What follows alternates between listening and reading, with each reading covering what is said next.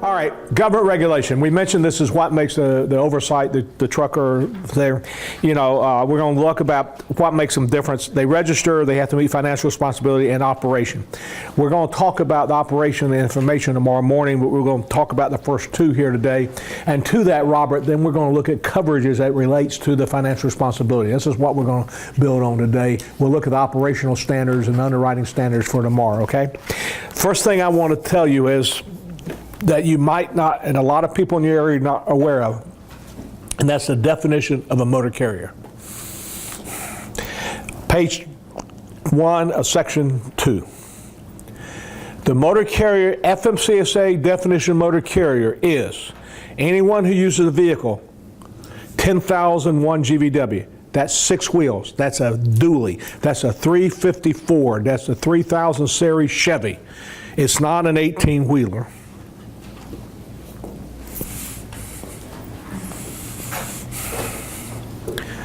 In interstate commerce, meaning it crosses state lines, is a motor carrier under FMCSA which must obtain a federal DOT number. That's your lawn maintenance company. That's your welding shop.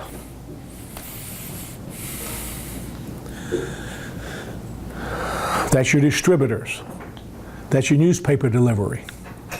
Anybody with 6 tires, passenger tires, or larger, if they cross state lines.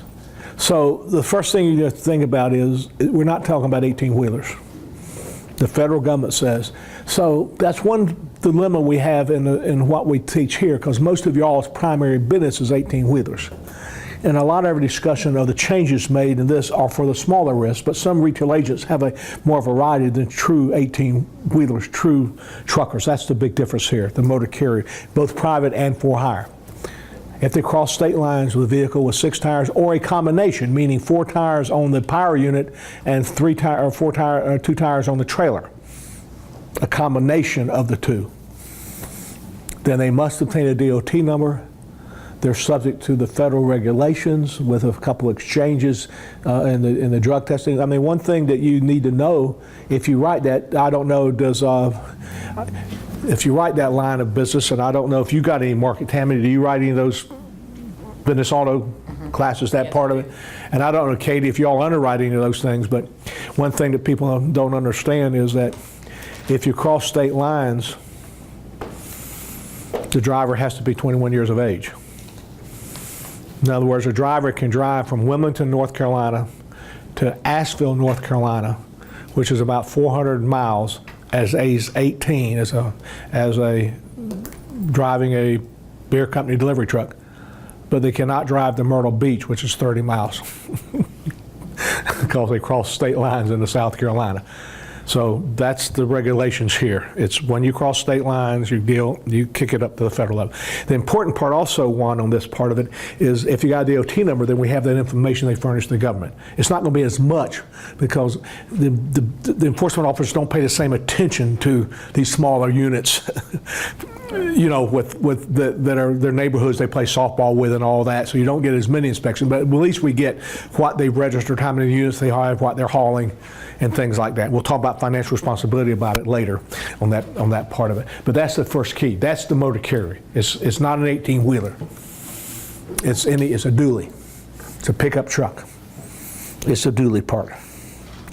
Again, interstates, when they cross state lines, they must obtain a DOT number and they must pay a fee into the Uniform Carrier Registration System.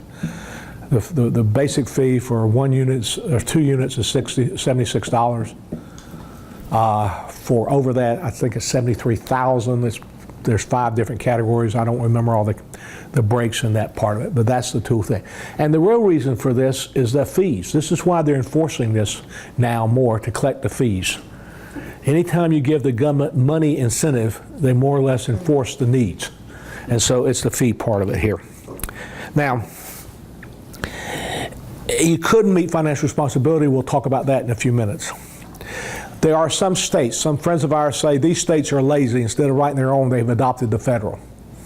So the states we list here, which I think are about 26 or so, they have a DOT number that's registered at the federal level. Again, they're intrastate. They don't cross state lines, but you'll have the information in SAFER about them. They won't be financial responsibility because they don't cross state lines, but their operation, how many units they've got, have they been inspected, have they had any crashes.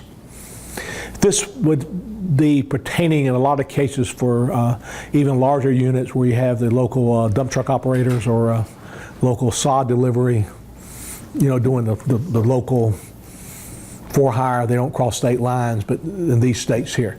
The states are not here have some regulations in most cases. They just haven't adopted the federal, and they don't require a federal DOT number. The point here is that they had the registration. So the first step is you have to register. If you cross state lines with a unit with 6 wheels or larger, and obtain a DOT number. The DOT number becomes the Social Security number of the motor carrier, meaning that's how they track their history. That number must be on the side of the truck, and their name must be on the side of the truck. All truck they operate. And you have the states that enforce the federal and also have the identification of the DOT number. And it's supposed to be is on the side of the truck, okay? So that's the first step here on page 1, is to properly register. For us, for an insurance standpoint, the big difference is that now the information is a part of the federal web availability information. Second part of it here is that if they don't update that every 2 years, they might be put out of service. I'm going to talk about that in a few minutes, which would cause a problem at claim time. We'll talk about if they now have to meet their biannual update. Page 2. When a motor carrier approaches someone to provide them insurance, the first and most important service provided to them is to get them legal, meet all the government requirements. And this is the financial responsibility requirements. And so you cannot provide insurance, I believe, to a motor carrier unless you understand what the government's telling them of the insurance they have to have. All this regulation started in 1935 with the ICC. The key part here, ICC stands for Interstate what? Commerce. That's focus on was commerce. They were regulating movement of consumer goods from the manufacturers to the consumers. It's only processed goods. The rights were exclusive, meaning they gave exclusive rights to people to do them. They had to charge the right rates, and they had a performance. All that was controlled by the government. In fact, what the motor carrier got is a certificate of public convenience and necessity. They had to prove necessity. My father, if some of you know, and historically, if you ask people who've been with here, they'll tell you, and they'll probably know more about my father than most people because of this. And in the later years of my mother's life, she kept asking me what I did, and I just tell people about my father being the pickle hauler. And you can go back, and I'm sure Frank and Scott knows. In fact, my father, when he was hauling pickles, was where the Hayden Line Agency insured them, but he was a pickle hauler. His primary concern to start with was hauling the cucumbers for Vlasic Foods. Now, in North Carolina, Mount Airy, and so we had more than one. We had an office in Wilson, North Carolina forever, right on 301 and the Holiday Inn. We rented the same 3 hotel rooms for 3 months for 20 years in a row in that part of it. But that was fine. He didn't have to have any government permission. He had to register, but he didn't have any financial position because the cucumbers are raw. They opened an office in Millsboro, Delaware, which is just on the peninsula, just across from Washington, D.C. and Salisbury, Delaware. Salisbury, Maryland. When he opened that office, he unloaded the cucumbers, and they got processed.